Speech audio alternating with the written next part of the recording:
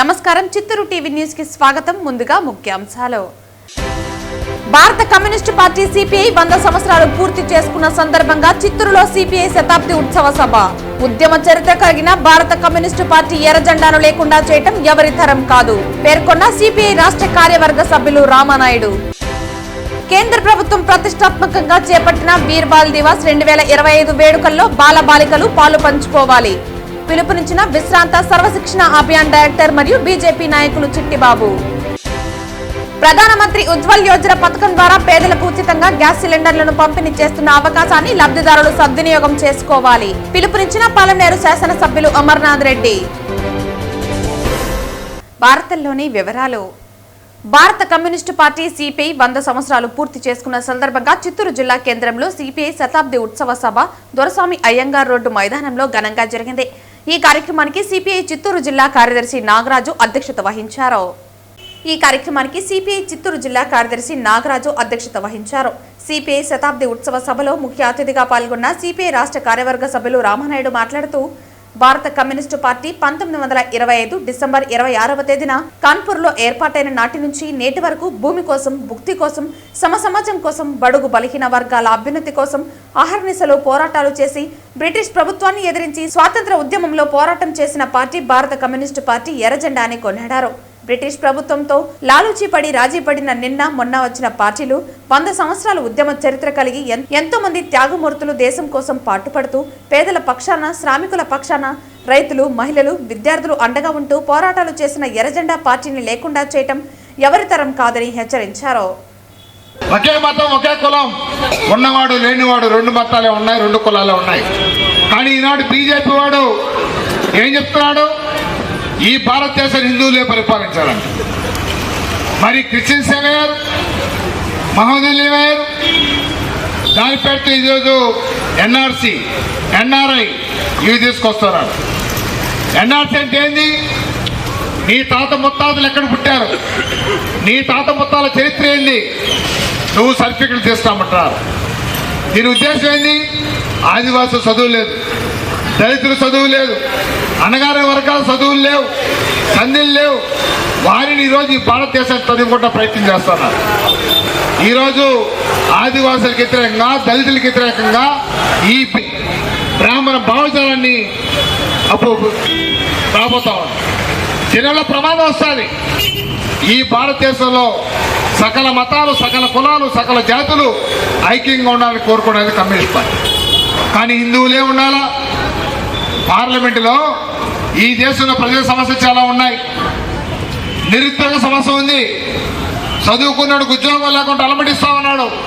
Degree చేసినవాడు auto తోలుతున్నాడు. Degree చేసినవాడు building మేస్త్రీలు పెట్టమని చెప్తా ఉన్నాం, ప్రాజెక్టు కట్టమని చెప్తా ఉన్నాం. కానీ చదువును ఉచితంగా ఇవ్వమని చెప్తున్నాం, ఉచిత వైద్యం కావాలని చెప్తున్నాం. ఇవి ఏవి కానీ పార్లమెంట్లో మాట్లాడడంలే.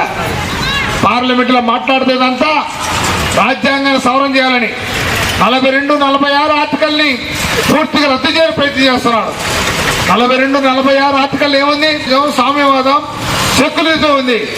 సోషలిజం, సామ్యవాదం, సెక్యులరిజం అనే పదాన్ని తీయడానికి ఈరోజు భారతదేశంలో నరేంద్ర మోడీ పార్లమెంట్లో బలం ఉందని చెప్తా ఉన్నాడు. పార్లమెంట్లో ప్రజా సమస్యలపై చర్చించవయా? ఉన్న ఆర్టికల్ రద్దు చేయొద్దు. రాజ్యాంగ సవరణ 2 సార్లు జరిగింది.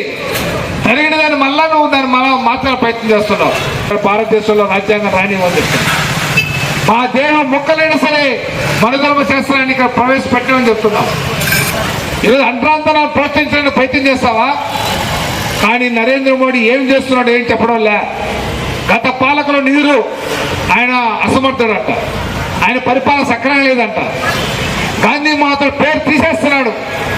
జాతీయ గ్రామీణ ఉపాధి పథకం, మహాత్మా గాంధీ జాతీయ గ్రామీణ ఉపాధి పథకం. మహాత్మా గాంధీ పదం తీసేసి రామ్ అని పదం పెట్టుకున్నాడు. రామభజన చేస్తున్నావు.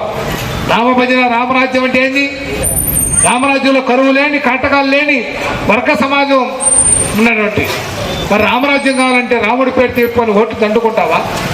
3,000 కోట్ల రూపాయలు పెట్టి అయోధ్యలో రామ మందిరం కట్టాడు. ఓ డబ్బు సొత్తది, ప్రజల సొత్తు కదా. మనం గౌరవిస్తాం, గుడి కట్టుకోవడానికి వ్యతిరేకం కాదు. కానీ ప్రభుత్వ ఖజానా డబ్బు ఎట్ట కడతా ఉన్నాం. కేంద్ర ప్రభుత్వం ప్రతిష్టాత్మకంగా చేపట్టిన వీరబాల్ దివాస్ 2025 వేడుకలలో బాల బాలికలు పాలు పంచుకోవాలని విశ్రాంత సర్వశిక్షణ అభియాన్ డైరెక్టర్ మరియు బీజేపీ నాయకులు చిట్టిబాబు పిలుపునిచ్చారు. ఈ సందర్భంగా శుక్రవారం జిల్లా కేంద్రమైన చిత్తూరు పీవీకేఎన్ డిగ్రీ కళాశాల ఆడిటోరియంలో అధికారిక కార్యక్రమం నిర్వహించారు. ఈ కార్యక్రమానికి ముఖ్య అతిథిగా పాల్గొన్న విశ్రాంత సర్వశిక్ష అభియాన్ డైరెక్టర్ మరియు బీజేపీ నాయకులు చిట్టిబాబు మాట్లాడుతూ పిల్లల మేధాశక్తిని ఆలోచనలను పరిగణలోకి తీసుకుని వారికి కొన్ని పోటీ పరీక్షలు నిర్వహించి వాళ్ళని గుర్తించి ప్రశంసా పత్రాలు అందించడం జరుగుతుందని తెలిపారు. ఈ కార్యక్రమంలో కళాశాల విద్యార్థులు, అధ్యాపక బృందం, విద్యాశాఖ అధికారులు తదితరులు పాల్గొన్నారు. ఈ దేశంలో ఉన్నటువంటి బాలలు చేసినటువంటి సాహసోపేతమైనటువంటి చర్యలను అనేక సంవత్సరాలుగా గుర్తిస్తూ భారత ప్రభుత్వం సాహస బాలల అవార్డు కూడా ఇస్తుంది.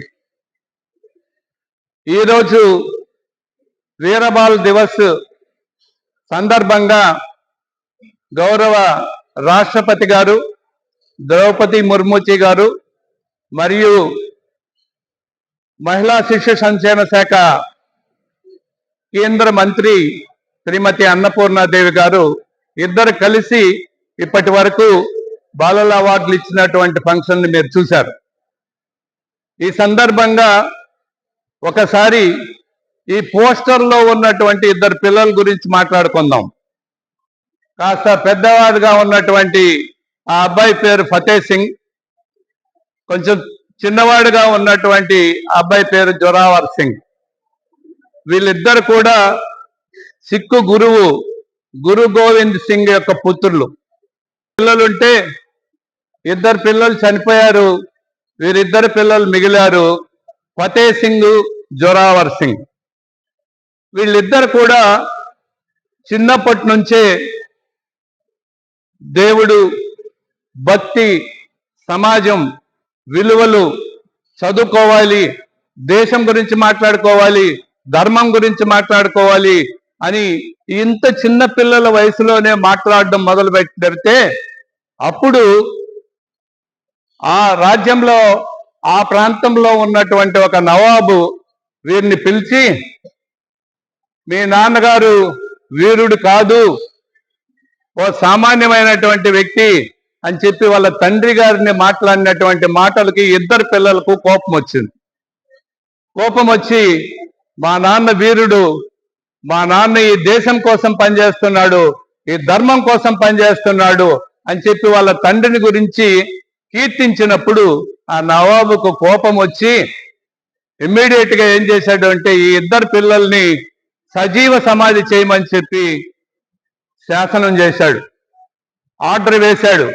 అంతే, ఈ ఇద్దరు పిల్లల్ని తీసుకొచ్చి ఒక ప్రాంతంలో సాహెబ్ సింగ్ ప్రాంతం పంజాబ్ రాష్ట్రంలో అక్కడ సజీవ సమాధి చేయడానికి నిలబెడితే వీళ్ళిద్దరు కూడా ఏమీ భయపడకుండా నవ్వుతూ ఉన్నారు. ఆ నవాబుకి ఇంకా మంట మండి చెప్పి అనుకుని అంతా ఇదివరకే చెప్పినట్టు 4 గోడలు కట్టి పైన మూసేసి సజీవ సమాధి చేసినటువంటి ఈ పిల్లలు ఫతే సింగ్, జొరావర్ సింగ్ చాలా చిన్న పిల్లలు. మాజీ చిత్తూరు జిల్లా కాంగ్రెస్ పార్టీ జిల్లా అధ్యక్షులు దివంగత నేత గోపీనాథ్ 75వ జయంతిని ఆయన తనయుడు భూపేష్ గోపీనాథ్ ఘనంగా నిర్వహించారు. ఈ సందర్భంగా చిత్తూరు నగరం సంతపేట వారి స్వగృహం నందు 4 రోడ్ల కూడలిలో ఆయన చిత్రపటానికి పూలమాలలు వేసి నివాళులర్పించారు. అనంతరం పేద ప్రజలకు అన్నదాన కార్యక్రమాన్ని నిర్వహించారు. ఈ సందర్భంగా ఆయన మాట్లాడుతూ తన తండ్రి అయిన ఆర్ గోపీనాథ్ చిత్తూరు నియోజకవర్గానికి శాసనసభ్యులుగా, ఎమ్మెల్సీగా పదవులు నిర్వహించినప్పటికీ కాంగ్రెస్ పార్టీకి విధేయుడుగానే ఉన్నాడని, ఇప్పటికీ ఆయన చేసిన సేవలను ప్రజలు కొనియాడుతున్నారని అన్నారు. ఈ కార్యక్రమంలో చిత్తూరు నగరపాలక సంస్థ డిప్యూటీ మేయర్ చంద్రశేఖర్ తదితర నాయకులు పాల్గొన్నారు. నాన్నగారి 75వ జయంతి జన్మదిన కార్యక్రమం సందర్భంగా అందరినీ కలవడానికి చాలా సంతోషం. నాన్నగారి గురించి 2 మాటలు మాట్లాడాలంటే, ఫస్ట్ ఆఫ్ ఆల్ ఆయన వచ్చి గౌరవం కోసం, గొప్పతనానికి కోసం ఆయన చేసిన ఒక పోరాటమే ఆయన జీవితం.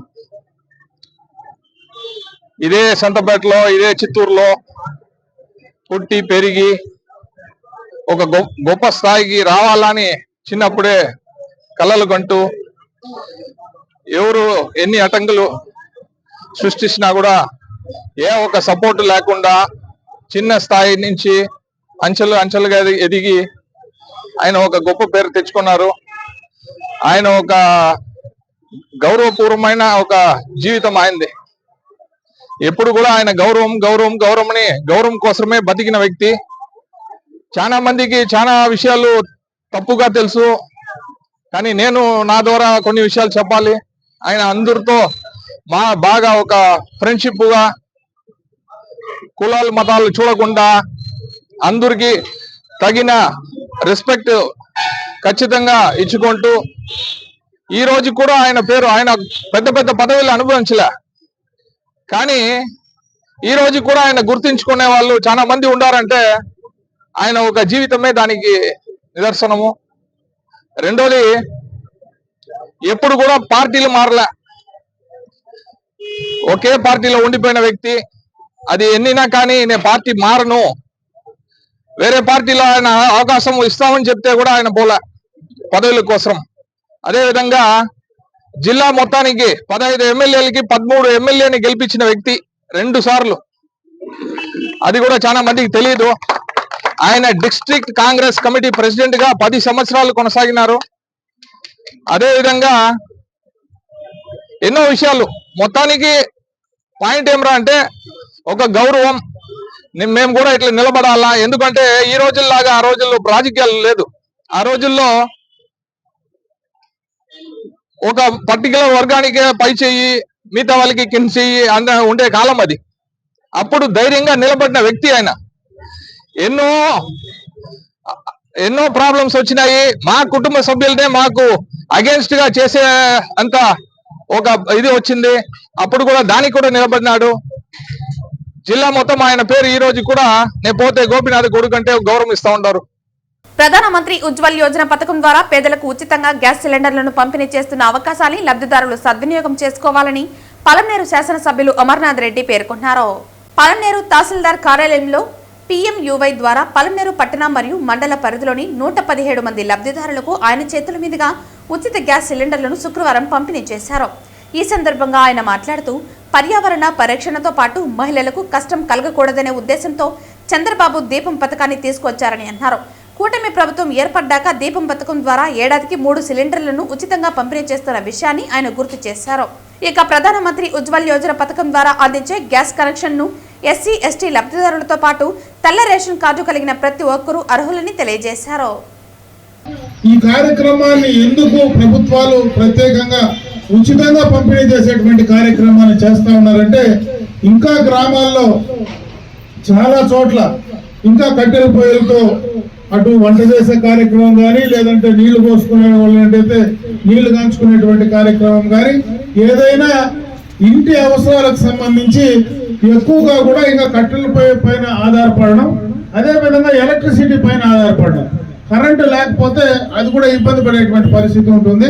కట్టెల పొయ్యిల పైన ఎక్కువగా కూడా వంట చేసినా, ఏ కార్యక్రమం చేసినా ఆ మహిళల యొక్క ఆరోగ్యం చెడిపోతుందనేటువంటి ఉద్దేశంతో ఎప్పుడో ఈ కార్యక్రమాన్ని, ఇప్పుడు కాదు 15-20 సంవత్సరాల క్రితమే చంద్రబాబు నాయుడు గారు ఆ రోజు దీపం 1 కింద, దీపం పథకం కింద ఉచితంగా ఆ రోజు గ్యాస్ కనెక్షన్లు పంపిణీ చేశారు.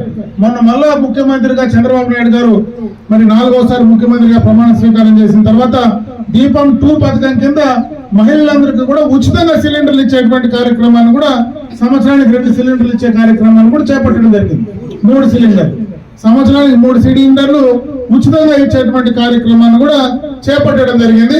దాంట్లో భాగంగానే ఇంకా ఎవరికైనా కనెక్షన్స్ లేకుండా ఉంటే వాళ్ళందరికీ కూడా ఉచితంగా కనెక్షన్స్ ఇచ్చి ఇక్కడ మహిళల ఆరోగ్యాన్ని, అదే విధంగా వాతావరణం కలుషితం కాకుండా, పొల్యూషన్ లేకుండా కాపాడడానికి కూడా ఈ కార్యక్రమం బాగా ఉపయోగపడుతుంది. కాబట్టి దీన్ని సద్వినియోగం చేసుకోమని చెప్పి సందర్భంగా అందరినీ కూడా కోరుకోవడం జరుగుతూ ఉంది. అదే విధంగా ఇక్కడనే కాదు, పలమనేరే కాదు, నియోజకవర్గం మొత్తం కూడా ఈ కార్యక్రమంలో STఏతర వాళ్ళందరికీ కూడా, ఎవరికైతే రేషన్ కార్డు ఉంటే వాళ్ళందరికీ కూడా మీరు అప్లై చేసుకుంటే ఉచితంగా నేరుగా కూడా మీకు ఈ కనెక్షన్స్ ఇచ్చేటువంటి గ్యాస్ కనెక్షన్ ఇవ్వడమే కాకుండా దానికి సంబంధించినటువంటి డిపాజిట్ ఒక పైసా కూడా తీసుకోకుండా మీకు ఫ్రీగా ఇచ్చేటువంటి కార్యక్రమాన్ని చేస్తారు. మీరు కనెక్షన్ తీసుకున్న తర్వాత దీపం పథకం కింద 3 సిలిండర్లు మళ్ళా ప్రభుత్వం ఉచితంగా మీకు ఇచ్చే కార్యక్రమం చేస్తారు. కాబట్టి మీకు ఆ 2 విధాలా కూడా ఉపయోగకరంగా ఉంటుంది కాబట్టి మహిళలందరూ కూడా అందరూ దీన్ని సద్వినియోగం చేసుకోమని చెప్పి మీ అందరికీ కూడా తెలియజేసుకుంటూ శ్రీనివాస మంగాపురం నందు కొలువుదీరిన శ్రీ కళ్యాణ వెంకటేశ్వర స్వామి వారిని తెదేపా నాయకులు చిత్తూరు మాజీ ఎమ్మెల్యే సీకే బాబు సత్యమణి సీకే లావణ్యబాబు దర్శించుకుని ఆలయ ప్రాంగణంలో భక్తులకు అల్పాహారం వితరణ చేశారు.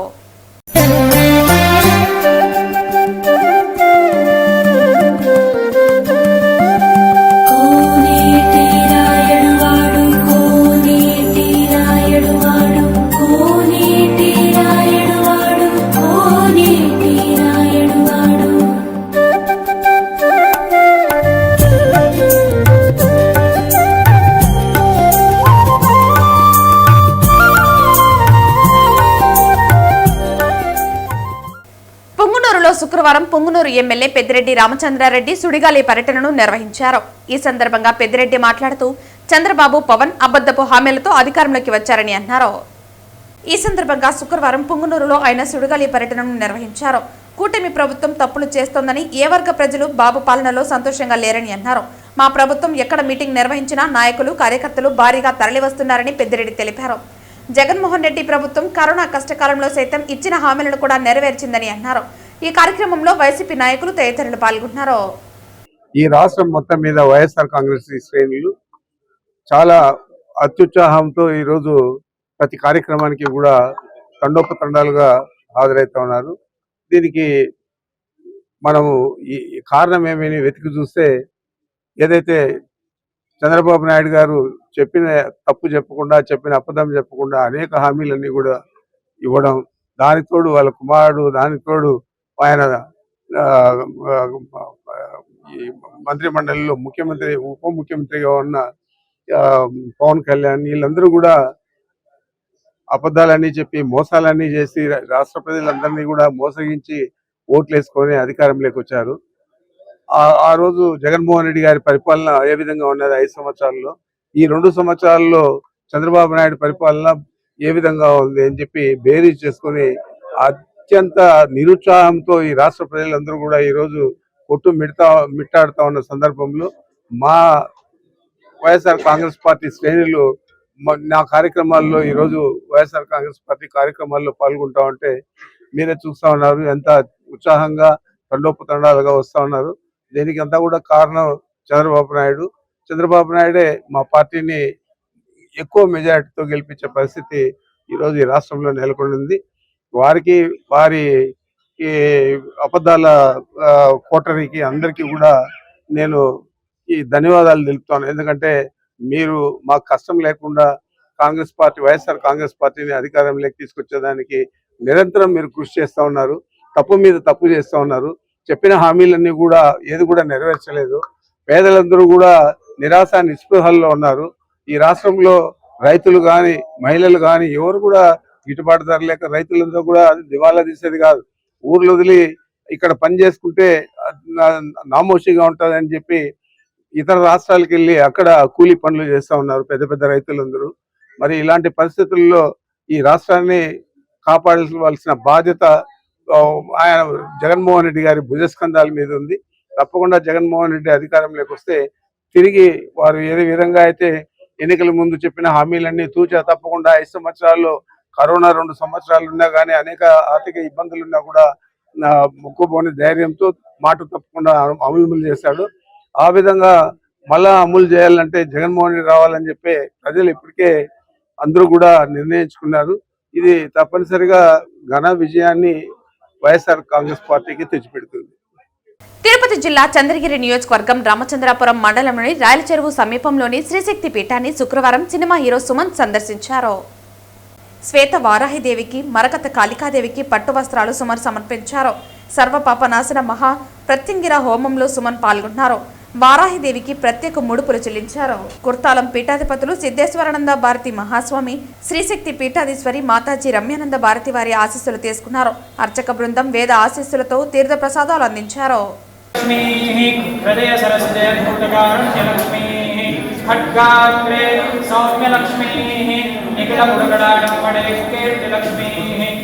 ఈ రోజు సిపిఐ పార్టీ 100 సంవత్సరాల శతాబ్ద ఉత్సవ కార్యక్రమం నగిరి సిపిఐ కార్యాలయం నుంచి టవర్ క్లాక్ వరకు ర్యాలీ నిర్వహించి జెండా ఆవిష్కరించడం జరిగింది.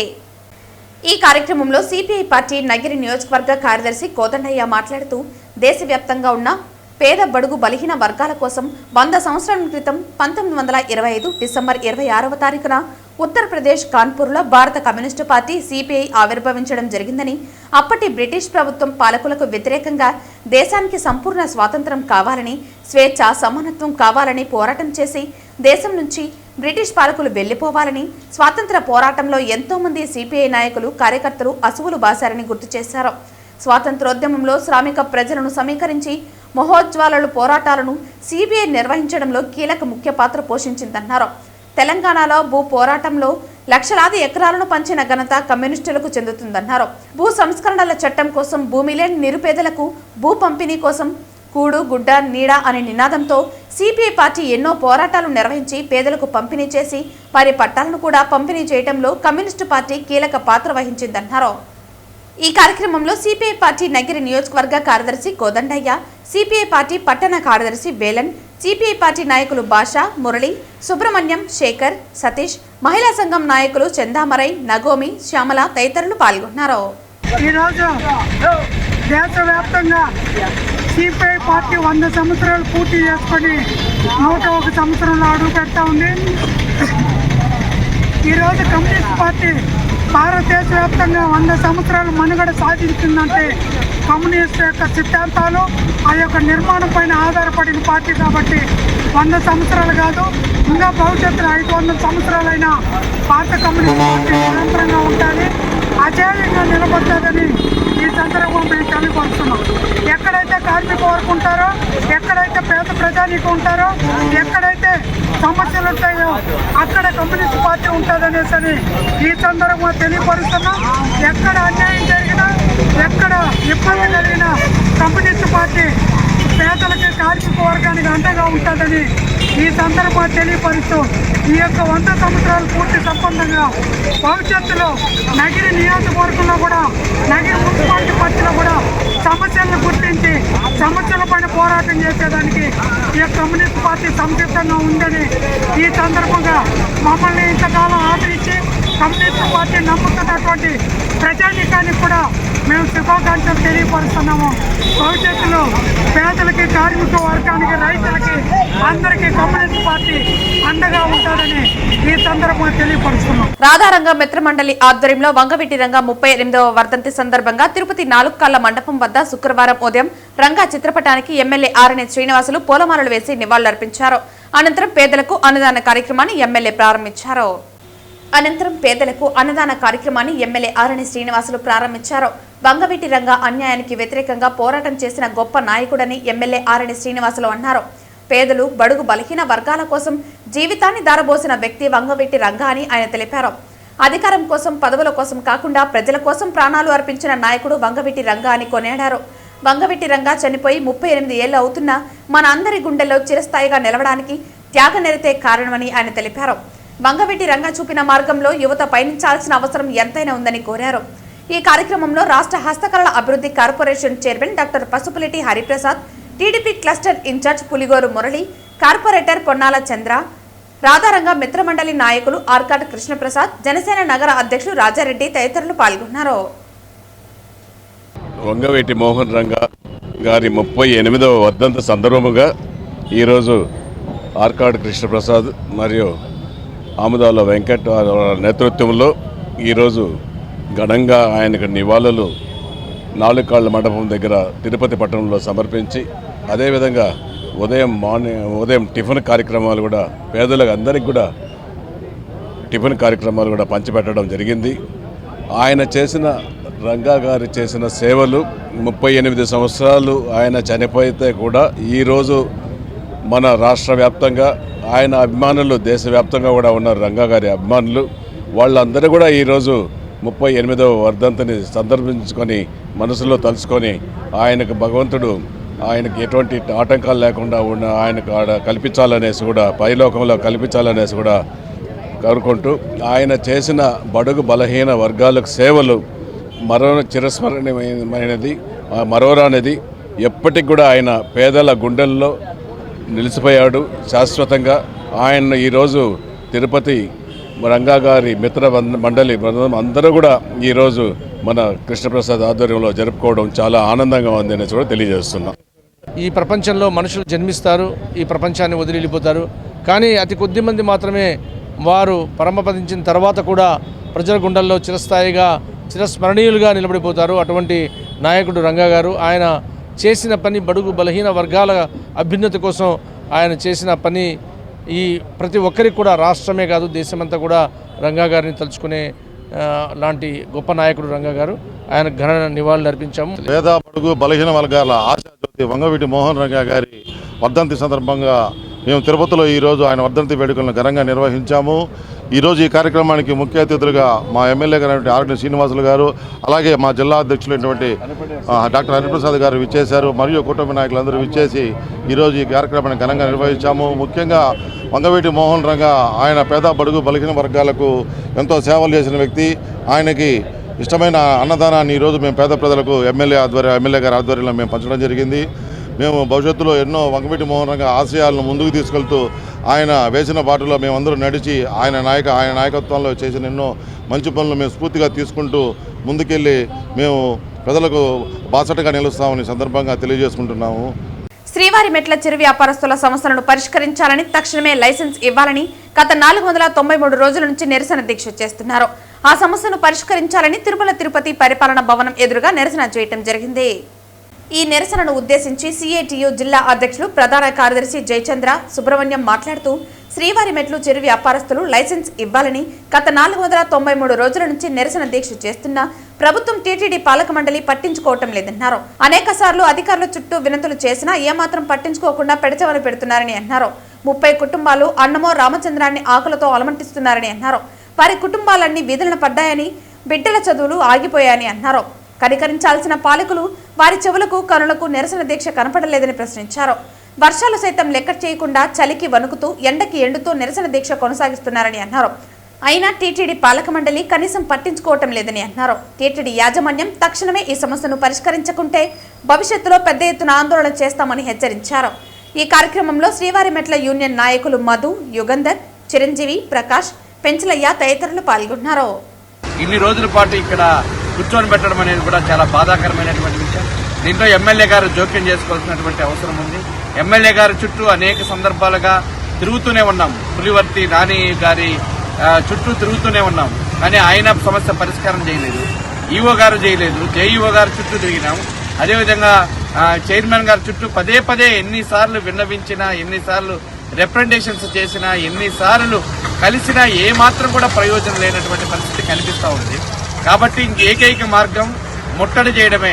ఈరోజు అక్కడ ఉన్నటువంటి కొండపైన ఉన్నటువంటి జరుగుతున్నటువంటిది ఏదైతే బోర్డు మీటింగ్ ఉంటుందో ఆ మీటింగ్ ను మేము ముట్టడి చేయబోతాం. ఈ సమస్య పరిష్కారం కాకపోతే నెక్స్ట్ వచ్చే బోర్డు మీటింగ్ మేమంతా కూడా మా ఫ్యామిలీలతో వచ్చి అక్కడ కూర్చొని ఆందోళన చేయాల్సినటువంటి పరిస్థితి ఏర్పడుతుంది అని చెప్పిన విషయాన్ని ప్రభుత్వ దృష్టికి తీసుకొస్తున్నాం. తక్షణమే ఈ సమస్యను పరిష్కారం చేయాల్సినటువంటి అవసరం ఉంది.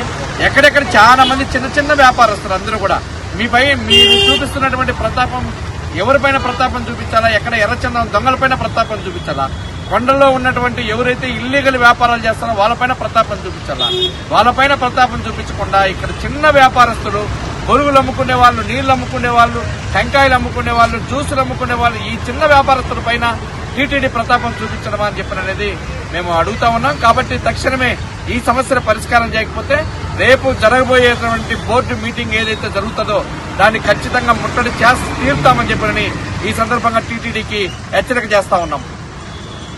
వీళ్ళు చిన్నవాళ్లే కావచ్చు, కానీ వీళ్ళని నమ్ముకొని ఉన్నటువంటి కుటుంబము, పిల్లలు, పెద్దలు అందరూ కూడా వందలాది మంది ఉన్నారు. వీరిని నమ్ముకొని ఉన్నటువంటి కుటుంబాలు వీధిని పడుతుంటే వీరు కనీసం ఆలోచించాల్సినటువంటి అవసరం లేదని టీటీడీ యాజమాన్యాన్ని కోరుతున్నాం. టీటీడీ యాజమాన్యం అనేక బోర్డు సమావేశాల్లో 10 నిర్ణయాలు చేస్తారు. ఇక్కడ శ్రీవారి మెట్ల వ్యాపారస్తులకు సంబంధించినటువంటి టీటీడీ చైర్మన్ గారికి, ఈఓ గారికి, ఎమ్మెల్యే గారికి తెలియనటువంటి వాళ్ళు లేరు, అలమైనటువంటి వాళ్ళు లేరు. అయినా వీళ్ళ గురించి ఎందుకు ఆలోచించాలని అడుగుతాను. వీళ్ళ సమస్యల పట్ల సానుకూలంగా స్పందించాలని చెప్పి శ్రీవారి మెట్ల వ్యాపారస్తులకు వెంటనే శాఖలు కేటాయించి వారిని ఆదుకోవాలని చెప్పి టీటీడీ సాక్షారం చేయకుండా ఎమ్మెల్యే గారు కూడా జోక్యం మరింత పెంచి మీకు న్యాయం చేయాలని చెప్పి సిఐటిగా డిమాండ్ చేస్తున్నాం. సిపిఐ 100వ వార్షికోత్సవాన్ని పురస్కరించుకుని తిరుపతిలో ఆ పార్టీ జాతీయ కార్యదర్శి నారాయణ డప్పులు కొడుతూ డాన్సులు వేశారు. అనంతరం జెండా ఆవిష్కరించి అమరవీరుల స్తూపానికి నివాళులర్పించారు. ఈ సందర్భంగా వారు మాట్లాడుతూ దేశంలో సిపిఐ, సిపిఎం, కాంగ్రెస్లే పోరాట ప్రతిమ ఉన్న పార్టీలని అన్నారు. ఇలాంటి దేశం కోసం పనిచేసే పార్టీలు ఉన్న దేశంలో బీజేపీ కార్పొరేట్ సంస్థలకు ఊడిగం చేసే పార్టీలు ఉండటం చాలా బాధాకరమన్నారు. బీజేపీ పార్టీ అధికారంలోకి వచ్చిందని మాదక ద్రవ్యాల అమ్మకాలు, అత్యాచారాలు పెరిగిపోయిందన్నారు. న్యాయ వ్యవస్థకు తూట్లు పొడిచారని అన్నారు. గుజరాత్ మందూరులో అదానీ డ్రగ్స్ మాఫియాను అరికట్టాలన్నారు. హామీ పథకాల్లో గాంధీ పేరును తొలగించి గాడ్సే, సావేరి లాంటి వారి పేర్లను కలిపేందుకు ప్రయత్నిస్తున్నారని అన్నారు. టీడీపీ కోట్ల విలువలు చేసే భూములను తక్కువ ధరకే కార్పొరేట్ సంస్థలకు అప్పగించి తీరని ద్రోహం చేస్తున్నారని మండిపడ్డారు. 100వ సంవత్సరం కమ్యూనిస్ట్ పార్టీ ఉత్సవాలు చేసుకుంటా ఉంది. కమ్యూనిస్ట్ పార్టీ పెట్టి నేటికి 100 సంవత్సరాలు అయింది. బ్రిటిష్ సామ్రాజ్యవాదికి వ్యతిరేకంగా సాగిన పోరాటంలో, స్వాతంత్రం సంపాదించడం కోసం జరిగిన ఆందోళనలో కమ్యూనిస్ట్ పార్టీ ఆవిర్భవించింది. అదే సంవత్సరమే ఈనాడు అధికారంలో ఉన్నటువంటి బీజేపీ దానికి ఆర్ఎస్ఎస్ అభివృద్ధి. అయితే స్వాతంత్రం వచ్చిన తర్వాత కమ్యూనిస్ట్ పార్టీ అనేక త్యాగాలు చేసింది, అవసరాలు అర్పించింది, బ్రిటిష్ తుపాకీ గుండ్లకు బలైంది. అదే భూస్వామ్య వర్గాలకి, ఫెడరల్ వర్గానికి పోరాటం సాగించింది. తెలంగాణ సాయుధ పోరాటం కానీ, పేబాక ఉద్యమం బంగ్లాదేశ్లో కానీ, బెంగాల్లో కానీ, పున్నప్ర కేరళలో కానీ, చల్లపల్లి జమీందారు జరిగిన పోరాటంలో కానీ, దున్నేవాడికి భూమి అనేటువంటి పైన కమ్యూనిస్ట్ పార్టీ పోరాటం సాగించింది. కమ్యూనిస్ట్ పార్టీ ఉద్యమంలోనే దున్నేవాడికి భూమి అనేది జాతీయ ఎజెండాకి వచ్చింది. అది ఆర్ఎస్ఎస్ కూడా అప్పుడే పుట్టింది. కానీ పొరపాటున కూడా బ్రిటిష్ సామ్రాజ్య వ్యతిరేకంగా పోరాటం సాగించలేదు. బ్రిటిష్ సామ్రాజ్యం వాళ్ళకి ఊడిగం చేస్తూ ఉన్నటువంటిది ఆర్ఎస్ఎస్. సావర్కర్ లాంటి వాళ్ళు బ్రిటిష్ వాళ్ళకి అనుకూలంగా ఉన్నారు. గాడ్సే లాంటి వాళ్ళు గాంధీని చంపారు, మహాత్మా గాంధీని చంపారు. అంటే దేశ స్వాతంత్రం కోసం సంపాదించినటువంటి జాతిపిత మహాత్మా గాంధీని చంపినటువంటి గాడ్సే, బ్రిటిష్ వాళ్ళకి అనుకూలంగా ఉన్నటువంటి సావర్కర్, వాళ్ళందరూ ఇప్పుడు దేవుళ్ళు అయిపోయారు. పార్లమెంట్లో సావర్కర్ విగ్రహం పెడుతున్నారు. ఇక 4 రోజుల తర్వాత గాడ్సే విగ్రహాలు పెడతారు. అంటే ఇప్పుడు ఏమంటే గాంధీ లాభం లేదు, అయిపోయింది. స్వాతంత్రం ఎప్పుడు వచ్చింది? 2014లో మోడీ వచ్చిన తర్వాత స్వాతంత్రం వచ్చింది. అప్పుడు రాలేదు అని చెప్పేసి దానికి వచ్చారు. అందువల్ల మహాత్మా గాంధీ పేరు తీసేస్తున్నారు. గ్రామీణ ఉపాధి హామీ పథకం మార్చుకుంటున్న మాకేం అభ్యంతరంలే, కానీ గాంధీ పేరు మార్చాలి అంటే రేపు భవిష్యత్తులో గాంధీ పేరు ఉండకూడదు. ఈ విధంగా దుశ్చరణ చేసేటువంటి జాతీయ స్థానం వచ్చింది. అనేక పోరాటం సాగించినట్టు కమ్యూనిస్ట్ పార్టీ ఆ త్యాగాలు ఊరికి పడేయకుండా పోరాటం సాగిస్తాం. ఈనాడు ప్రమాదం వచ్చింది. ఎక్కడి నుంచి వచ్చింది? ప్రతిపక్షాల నుంచి రాలే, నక్సలైట్ నుంచి రాలే, వచ్చింది ఈ గవర్నమెంట్ బీజేపీ ప్రభుత్వం నుంచి వచ్చింది. రాజ్యాంగాన్ని ధ్వంసం చేస్తూ ఉంది. 2020 సంవత్సరంలో కేంద్ర ప్రభుత్వం జారీ చేసిన central council for Indian system for medical admit and regularisation 2020 ప్రకారం ఆయుర్వేద, శల్యాక విభాగాలలో పోస్ట్ గ్రాడ్యుయేషన్ పూర్తి చేసిన వైద్యులకు నిర్దిష్టమైన 58 శస్త్రచికిత్సలు చేసేందుకు అర్హత కల్పించబడింది. ఈ కేంద్ర నిబంధనలు అమల్లోకి వచ్చి 5 సంవత్సరాలు గడిచినప్పటికీ గత రాష్ట్ర ప్రభుత్వం దీనిపై స్పందించకపోవటం వలన అర్హత కలిగిన అనేక మంది ఆయుర్వేద పోస్ట్ గ్రాడ్యుయేట్ వైద్యులు తమ నైపుణ్యాలను ప్రజలకు ఉపయోగపడే విధంగా అమలు చేయలేకపోయారు. ఈ నేపథ్యంలో మన ఆంధ్రప్రదేశ్ రాష్ట్రంలో ఆయుర్వేద వైద్యులు 58 శస్త్రచికిత్సలు నిర్వహించేందుకు రాష్ట్ర ప్రభుత్వం అనుమతి ఇస్తున్నట్లు ఆరోగ్య వైద్య శాఖ మంత్రి సత్యకుమార్ యాదవ్ ఇటీవల ప్రకటించడం అత్యంత హర్షణీయం. ఇది ఆయుర్వేద వైద్య రంగానికి ఒక చారిత్రాత్మకమైన ముందడుగు. దశాబ్దాలుగా బెనారస్ హిందూ యూనివర్సిటీ వంటి ప్రతిష్టాత్మక సంస్థలలో శల్యాక్య పోస్ట్ గ్రాడ్యుయేషన్ చేసే విద్యార్థులకు ఆయుర్వేద, ఆధునిక వైద్య శాస్త్రాల సమన్వయంతో శిక్షణ ఇస్తున్న సంగతి తెలిసిందే. ఈ ఇంటిగ్రేటెడ్ విధానం ద్వారా వైద్యులు శాస్త్రీయంగా, సురక్షితంగా, సమర్థవంతంగా చికిత్స అందించగలుగుతున్నారు. ఈ విధానాన్ని రాష్ట్ర స్థాయిలో అమలు చేయడం వలన ప్రజలకు నాణ్యమైన శస్త్రచికిత్సలు, సేవలు అందుబాటులోకి వస్తాయని, గ్రామీణ మరియు దూర ప్రాంతాల్లో వైద్య సేవలు మెరుగుపడతాయని అన్నారు. ఆయుర్వేద పోస్ట్ గ్రాడ్యుయేట్ వైద్యుల నైపుణ్యాలు పూర్తిగా ఉపయోగంలోకి వస్తాయని, ఆయుర్వేద వైద్య వ్యవస్థలపై ప్రజల విశ్వాసం మరింత పెరుగుతుందన్నారు. ఈ కీలక నిర్ణయానికి చొరవ తీసుకుని ఆయుర్వేద వైద్యుల న్యాయమైన హక్కులను గుర్తించి ప్రజా ఆరోగ్య ప్రయోజనాలను దృష్టిలో ఉంచుకుని ముందుకు తీసుకువెళ్లిన ఆరోగ్య శాఖ మంత్రి సత్యకుమార్కి మెడికల్ ప్రాక్టీషనర్ అసోసియేషన్ ఆంధ్రప్రదేశ్ తరపున హృదయపూర్వక ధన్యవాదాలు మరియు అభినందనలు తెలియజేస్తున్నామన్నారు. రాష్ట్ర ప్రభుత్వం 58 సర్జరీస్ ఆయుర్వేదిక్ సర్జన్స్ కూడా నిర్వహించుకోవచ్చు అనేసి పర్మిషన్స్ ఇవ్వడం జరిగింది. సో ఈ 2020లోనే కేంద్ర ప్రభుత్వము ఈ గెస్టెడ్ని తీసుకురావడం జరిగింది. ఈ ప్రభుత్వం వచ్చిన తర్వాత శ్రీ నారా చంద్రబాబు నాయుడు గారు అలానే హెల్త్ మినిస్టర్ అయినటువంటి శ్రీ సత్యకుమార్ యాదవ్ గారు ఈ ప్రపోజల్ని పర్మిషన్ తీసుకురావడం మెడికల్ ప్రాక్టీస్ అసోసియేషన్ తరపు నుంచి మేము కృతజ్ఞతలు తెలుపుతున్నాము. అలానే మా కమిటీ మెంబర్స్ అయినటువంటి రిషిక మేడం అండ్ జోష్నా గారు కూడా దీనికి సంబంధించినటువంటి దీని గురించి మాట్లాడడం జరుగుతుంది. ఈ నెల 23 రాష్ట్ర ప్రభుత్వం ఆయుర్వేదిక్ సర్జన్స్ కూడా 58 సర్జరీస్ చేసుకోవచ్చు అని చెప్పడం జరిగింది. యాక్చువల్గా ఆయుర్వేదిక్ సర్జన్స్ ఆల్రెడీ ఇప్పుడు మా ప్రాక్టీస్లో మేము చేస్తున్నాము. కాకపోతే కొన్ని సర్జరీస్ వరకే మాకు పర్మిషన్ ఇవ్వడం జరిగింది. అవి కాకుండా ఆయుర్వేదాలో పోస్ట్ గ్రాడ్యుయేషన్లో సర్జరీ, ఈఎన్టీ ఈ 2 విభాగాలకు సంబంధించిన సర్జరీ చేసిన పోస్ట్ గ్రాడ్యుయేషన్ చేసిన డాక్టర్స్ అందరికీ సర్జరీ చేసిన వాళ్ళకి 38 మరియు ఈఎన్టీ చేసిన వాళ్ళకి 19 ఈ 2 కలిపి మొత్తం 58 సర్జరీస్ చేసుకోవచ్చని పర్మిషన్ అనేది 2020లో కేంద్ర ప్రభుత్వం already CCIM post graduation Ayurveda education amendment regulation ప్రకారం ఇవ్వడం జరిగింది. దాన్ని ఇప్పుడు 5 సంవత్సరాల తర్వాత మన ఆంధ్రప్రదేశ్ ప్రభుత్వం అనేది ఆమోదం తెలిపి మాకు పర్మిషన్ అనేది ఇవ్వడం చాలా హర్షణీయాంశము. దీనికి సంబంధించి ఆయుర్వేద డాక్టర్స్ అందరూ ఈ విధంగా వాళ్ళ సర్వీసెస్ ఇవ్వడం వల్ల ప్రజలకు అందరికీ కూడా ఆయుర్వేద గురించి awareness, at the same time చాలామంది గ్రామీణ దూర ప్రాంతాల వాళ్ళందరికీ కూడా ఆయుర్వేద సర్జన్స్ వాళ్ళ సర్వీసెస్ ఇచ్చి అందరికీ ఇది హెల్ప్ అవుతుందనేసి మేము ఆశిస్తున్నాము. తిరుపతి గ్రామ దేవత శ్రీ తాతయ్యకుంట గంగమ్మను ఆంధ్రప్రదేశ్ హోమ్ మినిస్టర్ అనిత దర్శించుకున్నారు. దర్శనానంతరం ఆలయ అధికారులు హోమ్ మినిస్టర్కు అమ్మవారి తీర్థ ప్రసాదాలను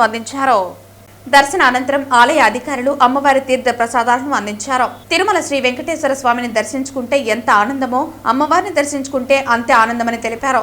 రాష్ట్ర ప్రభుత్వం గంగమ్మ గుడి అభివృద్ధికి దోహదపడుతుందని మినిస్టర్ అనిత తెలిపారు. అందరికీ నమస్కారం. ఈరోజు తిరుపతిలోని అత్యంత వైభవమైన మన గంగమ్మ తల్లి టెంపుల్కి వచ్చి ఈరోజు దర్శనం చేసుకోవడం జరిగింది. నిజంగా ఇది ఒక పూర్వజన్మ సుకృతి కింద భావించాలి. మనం వెంకటేశ్వర స్వామిని దర్శనం చేసుకొని నిజంగా ఎంత ఆనందపడతామో అదేవిధంగా తిరుపతిలో ఉన్న గంగమ్మ తల్లిని దర్శనం చేసుకున్నా కూడా మనకి అంతే ప్రసన్నంగా అనిపించే మంచి పరిస్థితి. ఈరోజు ఇక్కడ అమ్మవారిని దర్శించుకోవడం, అదేవిధంగా ఇక్కడ మా చైర్మన్ గారు అందరూ కూడా మహేష్ అందరూ కూడా ఇక్కడ మా ఎమ్మెల్యే గారు సుధీర్ గారు తమ్ముడు సుధీర్ గారు, అదేవిధంగా మా బోర్డు మెంబర్ కొనబాక లక్ష్మి గారు, అదేవిధంగా మా శాప్ అధ్యక్షుడు రవి గారు అందరూ కూడా ఈరోజు ఇక్కడికి వచ్చి మేమందరం కూడా కలిసి దర్శించుకోవడం అనేది నిజంగా చాలా అదృష్టం కింద భావిస్తున్నాం. ఈ టెంపుల్ అభివృద్ధికి కూడా ఈరోజు రాష్ట్ర ప్రభుత్వం ఎన్డీఏ కూటమి ఎంత అభివృద్ధిలో ముందుకు తీసుకెళ్తుందో మీరు అందరూ కూడా చూస్తున్నారు. ఈ టెంపుల్ తాలూకా జాతర మహోత్సవాల తాలూకా విశిష్టతను కూడా వీళ్ళందరూ కూడా నాకు చెప్పుకున్నారు. అమ్మవారి ఆశీస్సులు అందరికీ ఉండాలని మనస్ఫూర్తిగా కోరుకుంటున్నాను. Thank you. వార్తలు ముగించే ముందు ముఖ్యాంశాలు మరోసారి. భారత కమ్యూనిస్టు పార్టీ సిపిఐ 100 సంవత్సరాలు పూర్తి చేసుకున్న సందర్భంగా చిత్తూరులో సిపిఐ శతాబ్ది ఉత్సవ సభ. ఉద్యమ చరిత్ర కలిగిన భారత కమ్యూనిస్టు పార్టీ ఎర్రజెండాను లేకుండా చేయటం ఎవరి తరం కాదు పేర్కొన్న సిపిఐ రాష్ట్ర కార్యవర్గ సభ్యులు రామానాయుడు. కేంద్ర ప్రభుత్వం ప్రతిష్టాత్మకంగా చేపట్టిన వీర్బాల్ దివాస్ 2025 వేడుకల్లో బాలబాలికలు పాలు పంచుకోవాలి పిలుపునిచ్చిన విశ్రాంత సర్వశిక్షణ అభియాన్ డైరెక్టర్ మరియు బీజేపీ నాయకులు చిట్టిబాబు. ప్రధానమంత్రి ఉజ్వల్ యోజన పథకం ద్వారా పేదలకు ఉచితంగా గ్యాస్ సిలిండర్లను పంపిణీ చేస్తున్న అవకాశాన్ని లబ్ధిదారులు సద్వినియోగం చేసుకోవాలి పిలుపునిచ్చిన పాలమనేరు శాసనసభ్యులు అమర్నాథ్ రెడ్డి. ఈ వార్తలు ఇంతటితో సమాప్తం. తిరిగి వార్తల్లో మళ్ళీ కలుద్దాం. అంతవరకు సెలవు. నమస్కారం.